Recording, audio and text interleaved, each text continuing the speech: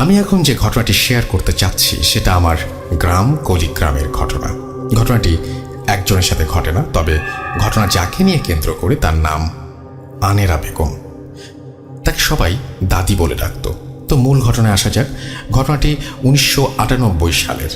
আপনারা সবাই ভালোভাবে জানেন যে 1998 সালে প্রচুর পরিমাণে বন্যা হয়েছিল।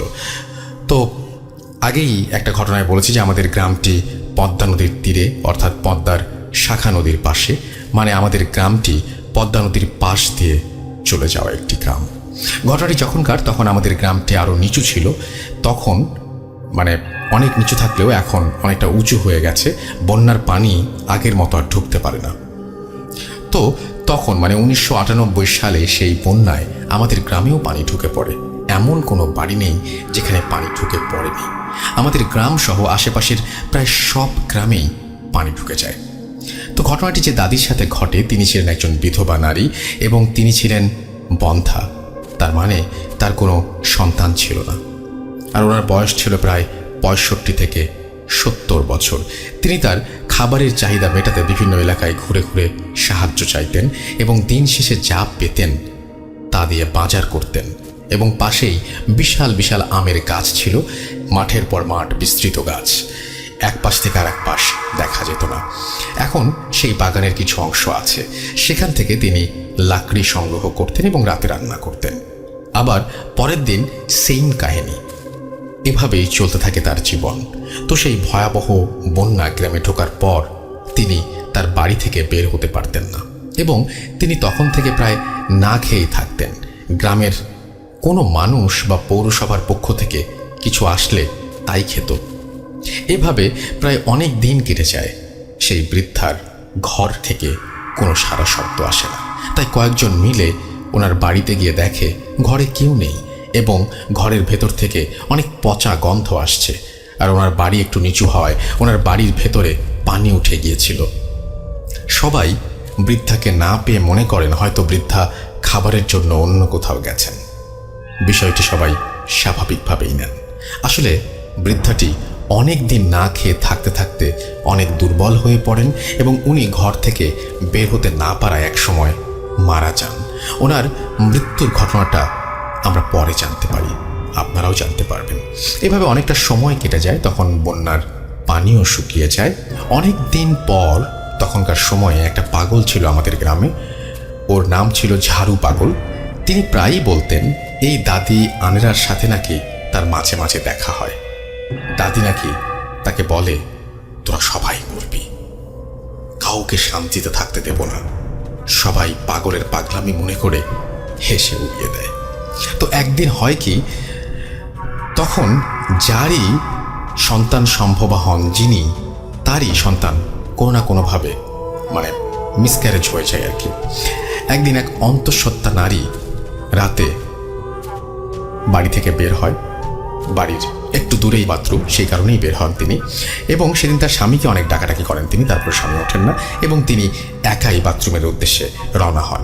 এবং হঠাৎ করেই তিনি দেখেন যে চারিদিকে শব্দ টব্দ সব কিছু বন্ধ, নিস্তব্ধ একটা পরিবেশ। কিছুক্ষণ পর টয়লেটের ভেতর থেকে তিনি শুনতে পান দূর থেকে কেউ আসছে, পাতার উপর খসখস শব্দ। তিনি একটু ভালো করে লক্ষ্য করে দেখেন যে কোনো এক বৃদ্ধা মহিলা তার দিকে এগিয়ে আসছে। কাছে আসতেই তিনি টয়লেটের ভেতর থেকে দেখতে পান যে ওইটি একটি বৃদ্ধা মহিলা, যিনি 2 মাস আগে হারিয়ে গেছেন বা তার কোনো সন্ধান পাওয়া যায়নি বা তিনি মারা গেছেন। তারপর ওই দাদি ওনার টয়লেটের দরজায় খুব জোরে জোরে ধাক্কাতে শুরু করেন। উনি দরজার কোনো একটা ছিদ্র ছিল যেখান দিয়ে তিনি দেখতে পান এবং দরজা ধাক্কা ছিল এবং তিনি বলেন যে তার খুব ক্ষুধা লেগেছে এবং তিনি তার বাচ্চাকে খেতে চান। অনেক দিন নাকি তিনি কিছু খাননি। এটা শুনে সে অন্তঃসত্ত্বা নারী অজ্ঞান হয়ে যান। এদিকে তার স্বামী তাকে বিছানায় না পেয়ে খুঁজতে গিয়ে দেখেন তার স্ত্রী টয়লেটের ভেতরে পড়ে আছে।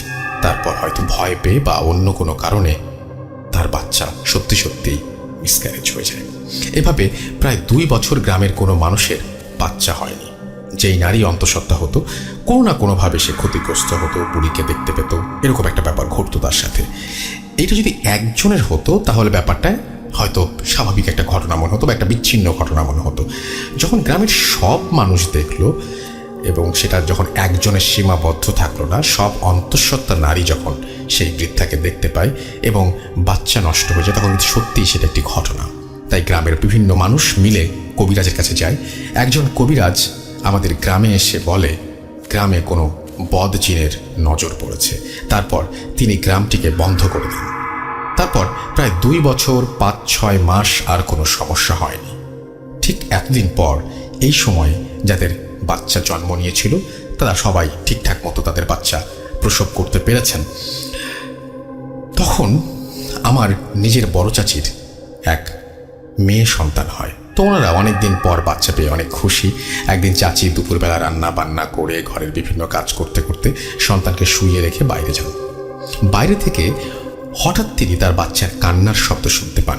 দৌড়ে এসে দেখেন তার বাচ্চার পেটের মাংস কেউ যেন ছিঁড়ে খেয়ে চলে গেছে, আর পেট থেকে প্রচুর রক্ত বের হচ্ছে, আর বাচ্চার নাড়ি ভুড়ি সব চারিদিকে ছড়িয়ে ছিটিয়ে আছে। কয়েক মিনিটের মধ্যে বাচ্চাটি মারা যায়। আমার বড় ভাইও সেখানে ছিল। চারিদিকে কি কষ্টের পরিবেশ তৈরি হয়েছিল তখন এটা বোঝানো যাবে না। অনেকদিন পর আমাদের পরিবারে একটা সন্তান আসে, কিন্তু সে মারা গেল, এইভাবে মারা গেল। এই ঘটনা কেন ঘটল কেউ বুঝে উঠতে পারে না। এইভাবে আরো কয়েকটা বাচ্চার নির্মম মৃত্যু হয়। শেষ যে বাচ্চাটা মারা যায় তিনি আমার সম্পর্কে প্রতিবেশী চাচি হন, তার বাচ্চা। তিনি ঘটনার দিন বাইরে থেকে ঘরে ঢুকতেই দেখেন তার বাচ্চাটিকে ওই বৃদ্ধা মহিলা তার মাথা বাচ্চার পেটের মধ্যে ঢুকিয়ে দিয়ে কামড়ানোর মতো করে কিছু একটা খাচ্ছে। এই ঘটনা দেখে তিনি অনেক জোরে জোরে চিৎকার করেন। আশেপাশের মানুষজন কি হলো ব্যাপারটা দেখতে আসে, আর ওই চাচি ওনাদের সব খুলে বলেন। তখন গ্রামবাসী ভাবে বৃদ্ধা মহিলা হয়তো এখনো বেঁচে আছে এবং তিনি এই কাজগুলো করছেন। তারপর গ্রামে একটা মিটিং ডাকা হয়, সেই মহিলাকে ধরতে হবে, অর্থাৎ সেই বৃদ্ধাকে ধরতে হবে। 10-15 জনকে দায়িত্ব দেওয়া হয় এবং আমাদের চেয়ারম্যান চাচা আক্কাস আলীর বাড়িতে একটা মিটিং ডাকা হয়। যাদের ছোট ছোট বাচ্চা আছে তাদেরকেও সেই মিটিংয়ে ডাকা হয় এবং যারা সন্তান সম্ভবা তাদেরকেও ডাকা হয়। আর এই সব ঘটনার জন্য গ্রামের ছোট থেকে বড় সবাই আতঙ্কিত ছিল।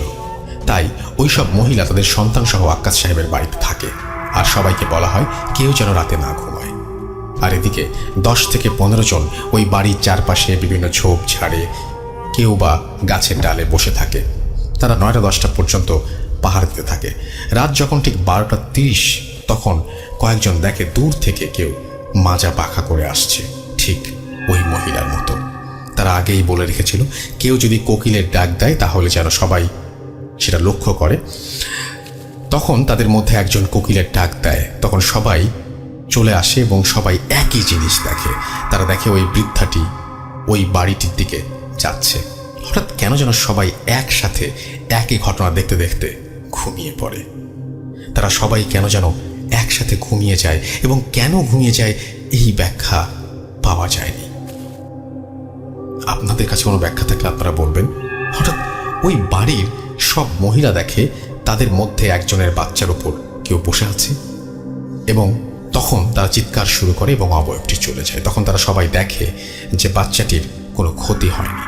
তারপর এসব ঘটনার পর অনেকে আমাদের এই গ্রাম থেকে অন্য গ্রামে বা অন্য জায়গায় চলে যায়। আর যাদের ওপর দায়িত্ব ছিল যে 15 জন, তাদের ওপর গ্রামের মোড়লরা খেপে যায়, বলে তোমরা থাকতে কিভাবে ওই বুড়িটি আবার বাচ্চার উপরে হামলা করে। তারপর 15 জনকে বলে আমাদের আর একদিনও সময় নষ্ট করা যাবে না, ওই বুড়িকে ধরতেই হবে। সেই দিন রাতে তারা আবার পাহারা দেয় চেয়ারম্যান সাহেবের বাড়ি। সেই রাতে তারা দেখে আগের দিনের মতো ওই বুড়িটা আবার চেয়ারম্যান সাহেবের বাড়ির দিকে আসছে। তখন তারা চারিদিক থেকে তাকে ঘিরে ফেলে। তখন সেই বুড়িটি একটা বিকট আওয়াজ করে হাওয়ায় মিলিয়ে যায়। সকালে রাতের এসব ঘটনা সবাইকে বলা হয় এবং যিনি রাতে এসেছিল সে কখনোই মানুষ হতে পারে না, এটা তারা ধারণা করে, কারণ মানুষ হলে আমাদের ভেতর থেকে পালিয়ে যেতে পারত না। তখন গ্রামবাসী আবার একটা মিটিং ডাকে। এতে সিদ্ধান্ত হয় আবার কোনো হুজুরকে ডেকে এর সমাধান নিতে হবে, না হলে এই গ্রাম ত্যাগ করতে হবে। ঠিক তখনই একজন বয়স্ক ভিক্ষুকের মতো নোংরা পোশাক পরে আছে এমন একজন কেউ তাদের ওখানে আসেন। তিনি বলেন, আমি এর সমাধান দিতে পারবো, তবে একটা শর্তে। আমাকে একটি অল্প বয়স্ক মেয়ে দিতে হবে, যেই মেয়েটির শরীরে আমি তাকে হাজির করব। তো সবাই ভাবে ঠিক আছে, আপনি ব্যবস্থা করেন, আমরা অল্প বয়স অর্থাৎ টিনেজার একজন লাগবে, এবং সেই টিনেজ একজনকে তার শরীরেই নাকি সেই বৃদ্ধাকে হাজির করা হবে। এই লোকটি কিন্তু গ্রামের কেউ চেনে না। তখন সবাই খুঁজে আমার বাড়ি একটু 5 মিনিটের পথ, একটা বাড়ি থেকে একটা মেয়ের মাঝে ওই লোকটি সেই বুড়ি মহিলাকে হাজির করে, এবং লোকটি প্রশ্ন করে তিনি কেন গ্রামের বাচ্চাদের সাথে এমন জঘন্য অপরাধ করছে। তখন মেয়েটির ভেতর থেকে বলে, 1998 সালে যখন বন্যা হয় তখন তো কেউ আমার খোঁজ খবর নেয়নি, আমি না খেতে পেয়ে মারা গেছি, তারপরও কেউ আমার খোঁজ নেয়নি, আমার লাশ কবর ও জানাজা হয়নি, আমার সাথে এমন অত্যাচার হয়েছে, তাই আমি গ্রামের কাউকে শান্তিতে থাকতে দেব না। তখন সেই লোকটি বলে, কি করলে তুমি শান্তি পাবে বলো, তাই করা হবে, এসব অবুঝ শিশুদের সাথে এমন জঘন্য অত্যাচার তুমি করো না। তখন সেই বৃদ্ধা মহিলাটি সেই যুবতীর কণ্ঠে বলে, আমার লাশটি এখনো আমার বাড়ির ঘরে মাটি চাপা পড়ে আছে, লাশটি তুলে জানাজা পড়িয়ে কবর দিলেই আমি শান্তি পাব। তখন তারা ওই বৃদ্ধা মহিলার ঘরের মাটি খুঁড়তেই কিছু হাড় পায় এবং জানাজা পড়িয়ে তাদেরকে কবর দেয়া হয়। তারপর থেকে আর কোনো সমস্যা হয়নি। আর ওই লোকটি বলে, আমাকে আর কোনোদিন খুঁজে পাবেন না, তাই বলে তিনিও চলে যান। ওই লোকটি আবার কোনো জিন ছিল নাকি সেটা অজানা। তারপর থেকে আজ পর্যন্ত কোনো সমস্যা হয়নি, তবে ওই বুড়ির বাড়ির পাশে গেলে নাকি অনেকে এখনো মাঝে মাঝে কান্নার শব্দ শুনতে পান। ঘটনাটা শেষ হয় 2006 সালে। এই ছিল আমাদের গ্রাম কলিগ্রামের এক ভয়ঙ্কর ঘটনা। ঘটনাটি একটি সত্য ঘটনা, গ্রামের সবাই এই ঘটনা জানেন, ভালো লাগলে পড়ে শোনাবেন। এরপরে তিনি লিখেছেন, তার নাম মোহাম্মদ ইখলাস শেখ বাপ্পি, কলিগ্রাম, বাঘা, রাজশাহী, পদ্মা নদীর শাখা নদীর পাশের গ্রাম। তারপর তিনি তার ফোন নাম্বার শেয়ার করেছেন। আমি আপনাদের সবাইকে একটা কথাই বলবো যে জুজুর ঘটনাটা শুনেছেন না, অনেকটা সেই রকম একটা ঘটনা অনেকদিন পরে পেলাম, যে ঘটনাটি এরকম বাচ্চাদেরকে খেয়ে ফেলার ঘটনা, বাচ্চারা হারিয়ে যাবার ঘটনা, এবং এরকম ঘটনা আমি বিশ্বাস করি আপনাদের কাছেও আছে। যদি থাকে তাহলে অবশ্যই আমাদের পাঠাবেন। আর আমাদের পাঠাতে হলে খুব সহজ একটা নিয়ম আছে, আপনারা জানেন সেটা, তারপরেও জানিয়ে দিচ্ছি। russell.bhut.com@gmail.com এখানে পাঠিয়ে দেবেন। আমাদের সামনে আরও অনেক প্ল্যান রয়েছে, কিন্তু আমরা একটা বই বের করছি আপনাদের জন্য, খুব তাড়াতাড়ি আপনারা সেটা হাতে পেয়ে যাবেন। আরও বেশ কিছু জিনিস আমরা নিয়ে আসতে চাই আপনাদের জন্য, সেটাও আপনারা খুব দ্রুত হাতে পেয়ে যাবেন। সুতরাং বেশি বেশি ঘটনা পাঠান, যাদের ঘটনা ভালো হবে তাদের ঘটনায় স্থান করে নেবে সেই বইটিতে। এবং আশা করছি আপনাদের যদি পাশে পাই, আমরা সামনের দিকে এগিয়ে যাবই, কোনোভাবেই থামব না। চলুন চলে যাই আমাদের পরের ঘটনায়। Spirit, be here with me.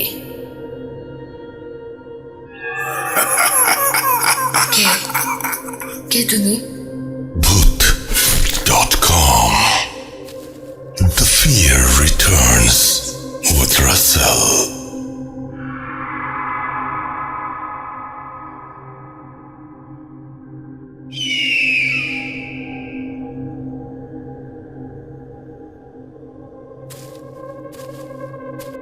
আরও একবার আপনাদের সবাইকে স্বাগত জানাচ্ছি। আমি রাসেল। আশা করছি সবাই ভালো আছেন, ভালোর তলে আছেন এবং Bhut.com-এর সঙ্গে আছেন। আমি এখন যেটা করতে চাই সেটা হচ্ছে আমি চলে যেতে চাই আমার পরবর্তী ঘটনায়, এবং এই ঘটনাটি আমি পেয়েছি গাইবান্ধা থেকে। আমি বিশ্বাস করি বাংলাদেশের বিভিন্ন জায়গায় ছড়িয়ে ছিটিয়ে আছে এমন অসংখ্য ঘটনা, যে ঘটনাগুলো আমরা এখনও জানতে পারিনি। অনেকে আমাদের এই প্রোগ্রাম হয়তো রেগুলার শোনেন, অনেক আগে থেকে শোনেন, কিন্তু মেসেজ যেমন করেন না তেমন ঘটনাও পাঠান না। এবং সেটার কারণ হচ্ছে অনেকের মধ্যে অস্বস্তি বোধ আছে, অনেকের সময়ের অভাব রয়েছে, নানা রকমের কারণ রয়েছে। আমি বলবো আপনারা যদি একটু কাইন্ডলি ঘটনা পাঠান তাহলে আমার জন্য খুব সুবিধা হয়। বাংলাদেশের বিভিন্ন জায়গার ঘটনাগুলো, পৃথিবীর বিভিন্ন জায়গার ঘটনাগুলো আমি আসলে আপনাদের সামনে তুলে ধরতে পারি। আর সেই জন্যই আমি চাইবো আপনারা আমাকে ইমেল করুন, যত বেশি সম্ভব ইমেল করুন, আপনার ঘটনা জানিয়ে দিন আমাকে। সেটা আপনার সাথে ঘটতে পারে, আপনার ফ্যামিলির কারোর সাথে ঘটতে পারে। আমি ভাবছি আজকে একটা জমিদার বাড়ির ঘটনা আমি শেষের দিকে শুনিয়ে দেবো আশা করছি। সেই ঘটনাটাও আশা করছি আপনাদের অনেক ভালো লাগবে। যে কথা বলছিলাম যে এখন যে ঘটনাটি আমি প্লে করতে যাচ্ছি সেটি আমাকে পাঠিয়েছেন যিনি, তার বাড়ি গাইবান্ধা এবং তার নানার সাথে ঘটে গিয়েছিল এই ঘটনাটি, এবং সেই ঘটনাটি আমি আপনাদের সামনে উপস্থাপন করতে চাই। চলুন শুনে আসি ঘটনাটি। আশা করছি যে এই ঘটনাটিও আপনাদের অনেক ভালো লাগবে। হ্যালো রাসেল ভাই, জিজ্ঞেস করলাম না আপনি কেমন আছেন, কারণ আপনি বরাবরই ভালো দলে থাকেন। আমি ভূত এফএম এর বিরাট বড় একজন ফ্যান ছিলাম। তো ভূত এফএম বন্ধ হয়ে যাওয়ার পর খুব খারাপ লাগছিল। আপনি আবার আমাদের মাঝে ভূত.com নিয়ে হাজির হয়েছেন, তো বিষয়টা অনেক ভালো লেগেছে। শুধু আমার না, যারা ভূত এফএম এর ফ্যান ছিল সকলেরই অনেক ভালো লেগেছে। তো আমি কখনো ভূত এফএম এ ঘটনা শেয়ার করি নাই বা ভূত.com এর মধ্যে কখনো ঘটনা সিন করি নাই। তো এটাই আমার ভূত.com এ শেয়ার করা প্রথম ঘটনা হতে চলেছে। যদি ঘটনাটি সিলেক্ট হয় অবশ্যই আপনি শেয়ার করবেন। ঘটনাটা যদি সিলেক্ট হয়, আমার কাছে আরো অনেক ঘটনা আছে, আমি সেগুলো ইনশাল্লাহ ধীরে ধীরে পাঠানোর ট্রাই করব। তো প্রথমে আমি আমার পরিচয়টা দিয়ে নেই। আমার বাসা গাইবান্ধা জেলার পলাশবাড়ি থানার অন্তর্গত হরিণবাড়ি নামক একটি গ্রামে। ঘটনাটি যে আমার নানার সাথে ঘটে যাওয়া একটা ঘটনা। ঘটনাটি ঘটেছে আজ থেকে প্রায় 30 বছর আগে। তো আমি কথা না বাড়িয়ে আমি আমার ঘটনায় চলে যাই। তো আমার নানার বাসার পরিচয়টা দিই। আমার নানার বাড়ি হলো রংপুর জেলার অন্তর্গত পীরগঞ্জ থানার একটি গ্রামে। তো ঘটনায় চলে যাই। ঘটনা যেদিন ঘটে, অর্থাৎ আমার নানার বাবা দীর্ঘদিন পৃথিবীতে বেঁচে ছিলেন, প্রায় 110 বছর তিনি পৃথিবীতে বেঁচে ছিলেন। তিনি যেদিন মারা যায়, তো তিনি মারা যায় ঠিক সন্ধ্যার দিকে তিনি মারা যায়। তো সন্ধ্যার দিকে মারা যাওয়ার পর আমার নানা তিনি চিন্তা করলেন তার বাবা মারা গেছে, তো কাফন তো আনতে হবে। কথা না বাড়িয়ে তিনি চিন্তা করলেন যে সে নিজেই যাবে কাফন আনতে। তো তার বাসা ছিল গ্রাম থেকে তাকে কাফন কাপড় কিনতে হলে বীরগঞ্জ থানা যে বাজারটা আছে তাকে সেখানে যেতে হবে। তো তার গ্রামটা ছিল অনেক ভিতরে, সেখান থেকে তাকে সাইকেল নিয়ে তিনি রওনা দিলেন কাফন কাপড় কেনার। তো তিনি বাসা থেকে বের হলেন সাইকেল নিয়ে, নর্মাল ভাবে তিনি যেভাবে এতদিন বীরগঞ্জ থানায় যে বাজার আছে সেখানে তিনি বাজার করতেন, ঠিক সেইভাবে তিনি রওনা দিলেন বাজার করার উদ্দেশ্যে। সেখানে এসে তিনি কাপড় কিনবেন। তো তিনি বাসা থেকে বের হন, সাইকেল নিয়ে ভালোভাবে বের হন। তো গ্রাম অঞ্চলে রাসেল ভাই আপনি খেয়াল করে দেখবেন যে নদী পারাপারের জন্য সাঁকো থাকে, সাধারণত সাইকেল নিয়ে হোক বা যে কোনো যানবাহন নিয়ে চলাফেরা করার জন্য সাঁকো। তো তিনি সাইকেল নিয়ে বেশ ভালোভাবে সেই সাঁকোর কাছে পৌঁছালেন এবং সাঁকো পার হয়ে তাকে পৌঁছাতে হবে বীরগঞ্জ থানার যে বাজার আছে সেখানে যেতে হবে। তাকে গেলে ওই সাঁকোটা পার হতেই সাইকেলে। তো তিনি ভাবলেন সাইকেলে যেভাবে পারে সেভাবে সাইকেল নিয়ে তিনি যখনই সাঁকোর উপর উঠলেন, তো ওঠার পরে তিনি নর্মালি দেখতে থাকলেন যে সাঁকোটা কাঁপাকাঁপি করতেছে। তো ভাবলেন কাঁপতেই পারে, বাসের তৈরি একটা সাঁকো, নর্মাল ভাবে এটা কাঁপতেই পারে, ব্যাপারটা তিনি নর্মাল ভাবে নিয়ে হতেই পারে, সাইকেল নিয়ে উঠতে হতেই পারে। তিনি আর কোনো কিছু না ভেবে সাইকেল নিয়ে ভালোভাবে সাঁকোটা ক্রস করে চলে গেলেন। এভাবে তিনি ভালোভাবে পীরগঞ্জ থানার যে বাজার আছে সেখানে পৌঁছালেন এবং দোকানে গিয়ে কাপড় কিনলেন। তো কিনে তিনি যখন তার পকেট থেকে টাকা বের করতে যাবেন, দেখেন যে তার পকেটে কোনো টাকা নেই, অথচ তিনি বাসা থেকে টাকা নিয়ে বের হয়েছেন। তিনি ব্যাপারটা বুঝতে পারলেন না।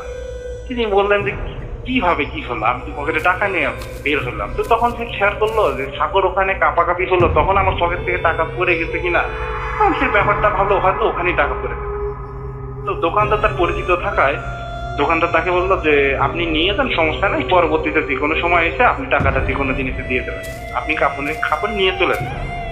তো উনি দোকানদারের সাথে কথা বলে কাপড় নিয়ে সাইকেল নিয়ে আবার ব্যাক করে আবার যখন ওই সাঁকোর কাছে আসলেন, তখন তিনি চিন্তা করলেন যে এখানে তখন আমার টাকাটা পড়ে যেতে পারে, একটু দেখি এখানে পড়ছে কিনা। তিনি দেখলেন যে এক সাইডে টাকাটা পড়ে, টাকাটা যেভাবে তিনি নিয়েছিলেন ওইভাবেই ভাগ করা এবং ওখানে টাকাটা পড়ে। তো তিনি টাকাটা ওখান থেকে নিলেন এবং চিন্তা করলেন এদিকে তো শুধু আমি যাতায়াত না, অনেকেই যাতায়াত, অনেক কিন্তু এদিকে চলাফেরা করে, তো টাকাটা এখন এইভাবে কি করে থাকলো, টাকাটা তো এখানে থাকার কথা না। তো তিনি আর ভাবলেন না, হয়তো কেউ নেয়নি বা কারোর জন্য হয়তো করেনি। তিনি ভালোভাবে টাকাটা হাতে নিয়ে তিনি নর্মাল ভাবে আবার বাসায় আসার জন্য তিনি যে পথটি বেছে নিলেন, ওই পথটি ছিল শর্টকাট একটা পথ, যে তাড়াতাড়ি যেন বাসায় পৌঁছাতে হয়। অলরেডি সে যখন সন্ধ্যায় বের হয়েছিল তখন প্রায় রাত 9টা বাজে। তো গ্রামের মধ্যে রাত 9টা মানে অনেক রাত। অলরেডি কাপড় কিনে নিয়ে তিনি যখন ব্যাক করতেছিলেন, বেরোতে বেরোতে 9টা বেজে গেছে। তার একটু আছে, প্রায় 1 কিলোমিটার গেলেই তার বাসা। তো সেখানে 3 রাস্তার একটা মোড় আছে, 3 রাস্তার মোড়ে একটা বিরাট বড় বট গাছ। আসল ঘটনাটা ঘটে এখানে। তিনি যখন বট গাছের নিচে আছে, হঠাৎ মনে হলো তার সাইকেলটা কেউ আটকায়, সাইকেলটা কেউ দাঁড় করাচ্ছে, যে সাইকেলটা সে পেডাল দিচ্ছে কিন্তু সাইকেল আর আগে যাচ্ছে না। তো সেখানে এসে থেমে গেল। থেমে যাওয়ার পরে মানে থেমে গেছে বলতে কি তার অনুভব হচ্ছে যে সাইকেলটা কেউ আটকাইছে, সে প্যাডাল করতেছে কিন্তু সাইকেল আর আগে যাচ্ছে না। ধীরে ধীরে সে খেয়াল করলো যে তার শরীরের উপর তার আর কোনো কন্ট্রোল শক্তি নাই, সে প্যাডালও করতে পারতেছে না, প্লাস সাইকেলটা এগিয়ে নিয়ে সেটা তো সম্ভবই হচ্ছে না। তো হঠাৎ সে লক্ষ্য করলো যে সাইকেল সহ তার দেহটা, মানে তিনি নিজে সাইকেলের উপর বসে আছেন, সাইকেলটা সহ, এবং তিনি নিজে উপরে উঠে যাচ্ছেন, মাটি থেকে অনেক উপরে উঠে যাচ্ছেন। ধীরে ধীরে তিনি বিষয়টা খেয়াল করতে থাকলেন যে তিনি বট গাছের একটা ডালের উপর ধীরে ধীরে উঠে গেলেন মাটি থেকে, অটোমেটিক। তিনি বুঝতে পারলেন না তার সাথে কি করতেছে, যেটা কি করে সম্ভব, এটা কি করে হতে পারে যে কেউ না এখানে, কাউকে আমি দেখতেছি না, আমি কি করে উঠে যাচ্ছি। তো তিনি হঠাৎই নিজেকে দেখতে পেলেন যে মাটি থেকে তিনি বট গাছের উপরে অলরেডি উঠে গেছেন। হয়তো তার মানে তিনি চিল্লাবেন না কি করবেন এটা তার মনে আসতেছিল না, তার আর কোনো শক্তি পাচ্ছিল না, সে তার নিজের দেহকে কন্ট্রোল করবে এই শক্তিটা নাই, প্লাস সাইকেলের উপরে সে অলরেডি বসে আছে। এইরকম অবস্থাতেই সে বটগাছের একটা ডালার উপরে উঠে গেছে। তো তখন সে মনে মনে ভাবতে থাকলো যে আমি নিজেকে তো বাঁচাতে হবে, এইভাবে তো আমি কি হবে, এখানে কি করতে চলেছে আমার সাথে, আমি তো কিছু বুঝতে পারবো। তখন সে মনে মনে যতটুকু পারে যে দোয়া করতে পারে তিনি মনে মনে সব মানে উচ্চারণ করতে থাকলে, বা যতটুকু পারে পড়তেছিলেন। তো হঠাৎ পড়তে পড়তে তিনি খেয়াল করলেন যে তার শরীরে আবার শক্তি ফিরে আসছে। যে নর্মাল ভাবে ছিলেন সেই নর্মাল ভাবে তার শরীরে শক্তি ফিরে আসতেছে, প্লাস স্বাভাবিক হচ্ছে। তো স্বাভাবিক হতে হতে হঠাৎ করে তিনি বটগাছ থেকে নিচে পড়ে যান, একদম সাইকেল সহ তিনি বটগাছ যে ডালে ছিলেন ওখান থেকে নিচে পড়ে যান। সাইকেলটা একদিকে পড়ে যায়, তিনি আরেকদিকে পড়ে যান। সাইকেলটা পড়ে যাওয়ার সঙ্গে সঙ্গে ভেঙে যায়, প্লাস তার এক সাইড হয়ে তিনি পড়ে যায়, এক হাত হয়ে পড়ে যাওয়ার ফলে তার এক হাত তার শরীরের নিচে পড়াতে সে হাতটা ভেঙে যায়, তারপর যে পাশ হয়ে পড়ে ওই পাটা ভেঙে যায়। তো তিনি আর ওখান থেকে উঠে দাঁড়ার মতো তার আর কোনো শক্তি ছিল না। তো ওখানে তিনি চিল্লাচিল্লি করেন। তো ওখানে বটগাছের সাথে একটা বাসা ছিল একটু দূরে, সেখান থেকে লোকটা চিল্লাচিল্লি শুনে চলে আসার পরে তাকে উদ্ধার করে তাকে বাসা পর্যন্ত নিয়ে যায়। তো রাসেল ভাই এই ছিল ঘটনা। তারপর সেখান থেকে তাকে নিয়ে যাওয়ার পরে তিনি বাসায় ভালোভাবে যান, তাকে ঘটনা সব এই লোকটাকে বলেন যে এই ঘটনা। লোকটা বলে যে এখানে অনেক সাথে অনেক ঘটনাই ঘটে থাকে, ব্যাপারটা সেটা কঠিন কিছু না, এটা নর্মাল ভাবেই তিনি তাকে বোঝালেন, তাকে সান্ত্বনা দেওয়ার চেষ্টা করলেন। তো তাই ওই লোকটা কি তাকে আমার নানাকে ধরে ধরে ভালোভাবে বাসায় নিয়ে গেলেন।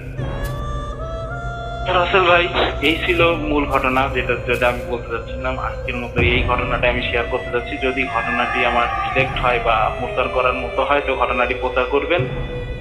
পরবর্তীতে আমার কাছে আরো অনেক ঘটনা আছে, ঘটনাটি যদি সিলেক্ট হয় ইনশাল্লাহ আমি আমার ঘটনাগুলো কাছে এই ঘটনাগুলো ধীরে ধীরে আপনার সাথে শেয়ার করব। আমি আর কথা না বাড়াই, রাসেল ভাই ভূত.com দীর্ঘজীবী হোক, একটা ভালো প্রোগ্রাম যা আমাদেরকে এই করোনার মতো একটা সময়ের মধ্যেও আমাদের মাঝে কিছুটা সময় হলো ভালো বিনোদন দিয়ে থাকে, বা ঘটনাগুলো শুনি আমাদের ভালো লাগে। রাসেল ভাই আমি চাই ভূত.com দীর্ঘজীবী হোক, এইভাবেই আপনি আমাদের পাশে থাকেন, ভালো থাকেন, খোদা হাফেজ।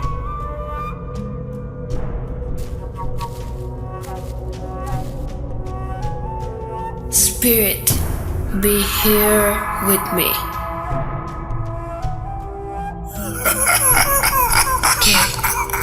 কে তুমি? Put.com. The fear returns with Russell.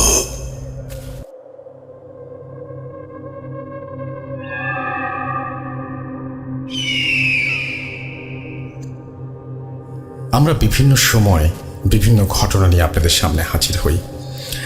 Black magic যারা করে তাদেরকে কেমন মানুষ মনে হয়?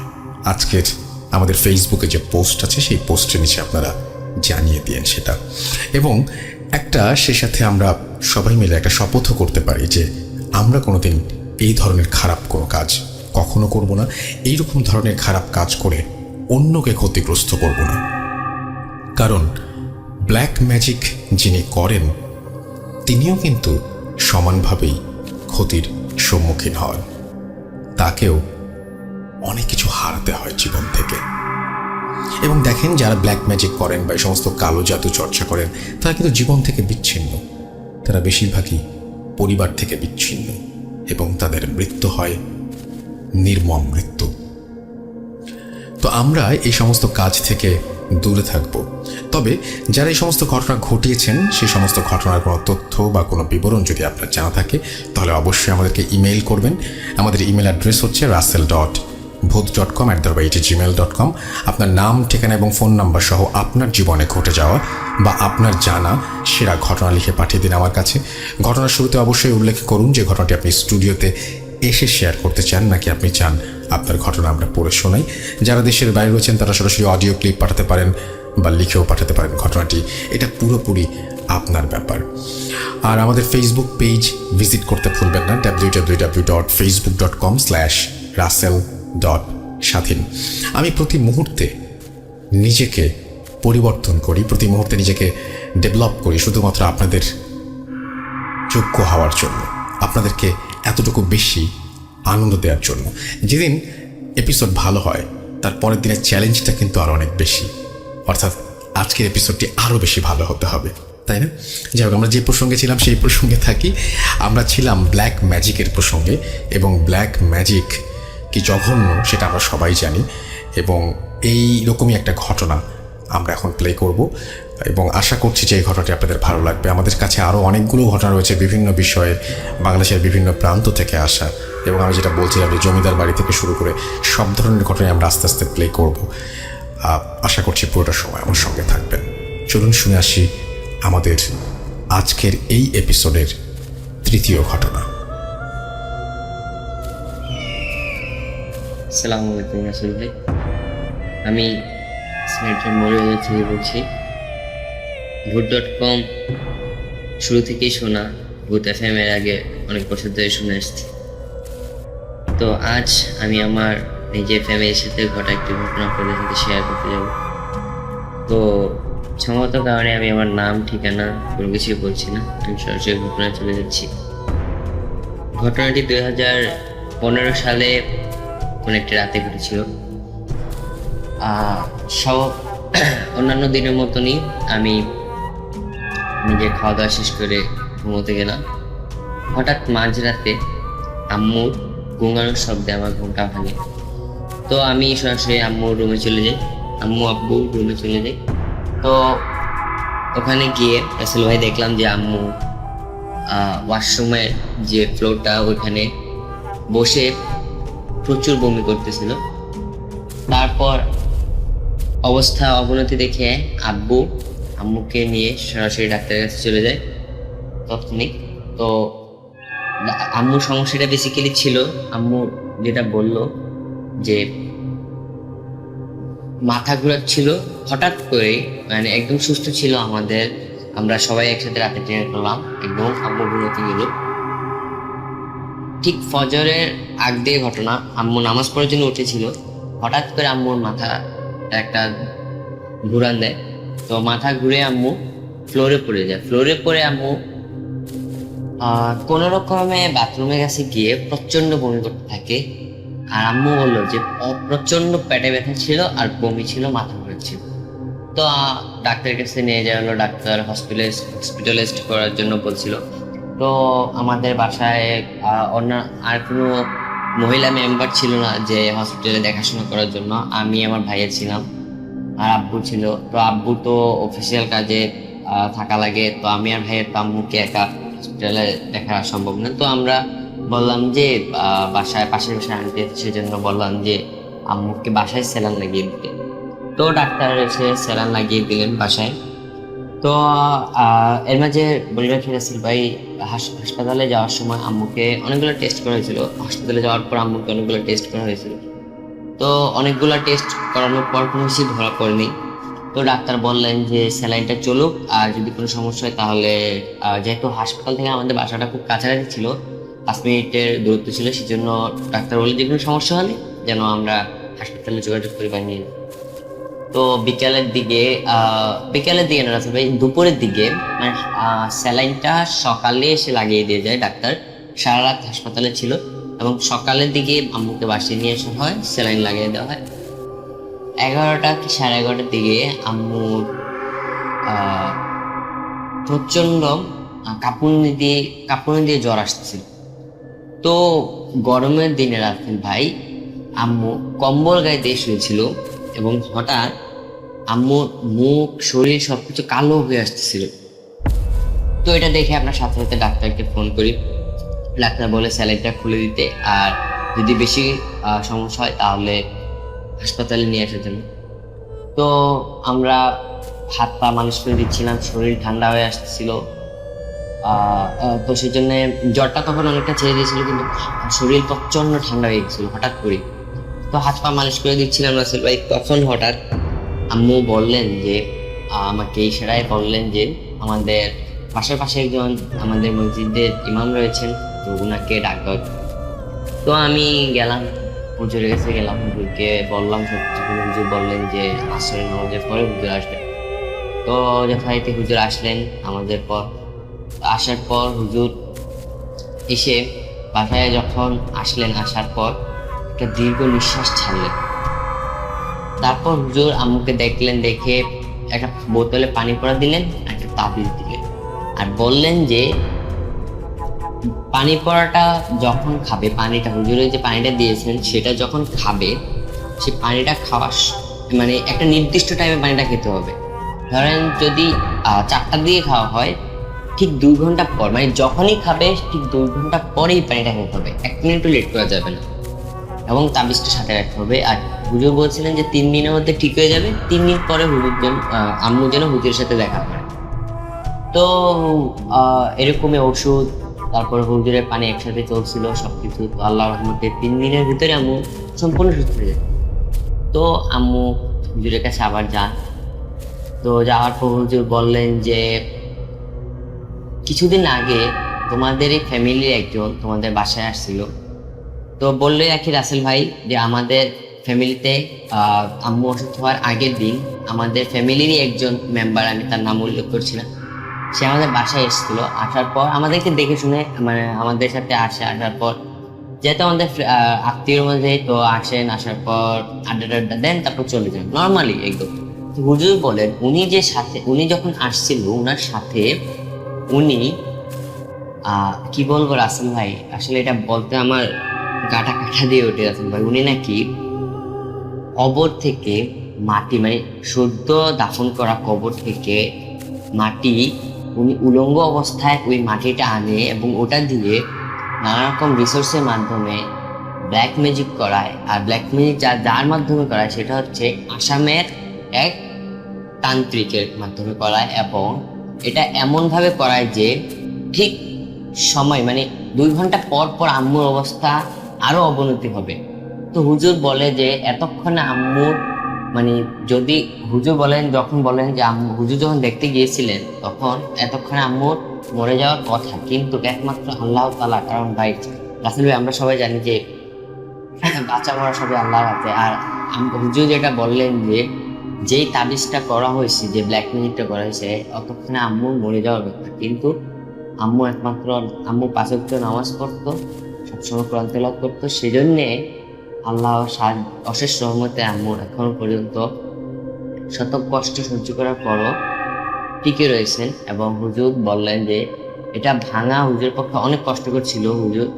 তো এটা ভাঙার পর রাসেল ভাই, তো আম্মু চলে আসলেন বাসায়। বাসায় আসার পর আম্মু অনেকটা, আমরা সবাই ভেঙে পড়ি যে রাসেল ভাই আমাদের ফ্যামিলিরই একজন মেম্বার ফ্যামিলিগত শত্রুতার কারণে এত খারাপ একটা কাজ করবে। আর রাসেল ভাই এটা যে মানে ওনাকে গিয়ে বলা হবে বা ওনাকে কোনো আইনি ব্যবস্থার মাধ্যমে কোনো কিছু করা হবে, রাসেল ভাই সেটা আসলে ভাই কোনোভাবে হয়ে উঠছিল না। কারণ রাসেল ভাই এগুলা প্রুফ কারোর সাথে, অনেক কেউ বিশ্বাস করে রাসেল ভাই, কেউ বিশ্বাস করে না, এগুলা প্রুফ হিসেবেও মানা হয় না রাসেল ভাই, আর এটা কোনো বিচারও নাই। তো যে করছে সে তো কুফুরি করছে রাসেল ভাই। আমরা তো রাসেল ভাই এটা ইসলামিক মাইন্ডে, ইসলামিক শরীয়তের মধ্য থেকে সেটা ফেস করতে হইতেছে, সেটাকে প্রতিরোধ করতে হইতেছে রাসেল ভাই। তো উনি এখন পর্যন্ত রাসেল ভাই, এখন পর্যন্ত উনি সেই করেই যাচ্ছে রাসেল ভাই। আর আমরা অসহায়ের মতো শুধু রাসেল ভাই সেটাকে সাফার করে দিতেছি রাসেল ভাই। এখনো আমাদের বাসায় অনেক অবিশ্বাস্যকর ঘটনা ঘটে, ফ্যামিলি মেম্বারের মধ্যে পরিবর্তন হঠাৎ করে চলে আসে, সবাই হঠাৎ করে রাগান্বিত হয়ে যায় একজন আরেকজনের উপর। তো রাসেল ভাই মানে যে মানে একটা মানুষের কতটা বিকৃত মস্তিষ্ক হলে একটা মানুষ আর একটা মানুষের উপর এই ধরনের আচরণ করতে পারে ভাই, আসলে রাসেল ভাই এটা আমার বোধগম্যে আসে না যে কিভাবে মানুষ এটা করে। আর রাসেল ভাই যারা সাফার করে তারাই বুঝতে পারে যে ভাই এটা আসলে কতটা কষ্টকর, কতটা কষ্টদায়ক। রাসেল ভাই একটা এমন একটা মাস নয় যে রাসেল ভাই যেটা আমাদের ফ্যামিলিতে ব্ল্যাক মিউজিক করার পর কোনো একটা প্রভাব পড়ে না। হয়তো ফ্যামিলি মেম্বারদের মধ্যে আমরা যারা ভাই আছি, আপু আছে, আম্মু আছে, ওদের মধ্যে ঝগড়া হয় বা আমরা কথা শুনলাম আমাদের বাবা মার। তো রাসেল ভাই এইভাবে এরকম ভাবেই চলতেছে দিনের পর দিন। আমাদের জন্য দোয়া করবেন। আর যদি কোনো আপনার কাছে ভালো সাজেস্ট থাকে যে কোনো একটা ভালো মিউজিককে দিয়ে আমরা একটা পার্মানেন্ট কোনো একটা করতে পারবো, তাহলে আমাকে অবশ্যই জানাবেন রাসেল ভাই। এই ছিল আমার ঘটনা। ভোট.com দীর্ঘজীবী হোক। ধন্যবাদ রাসেল ভাই। আল্লাহ হাফেজ।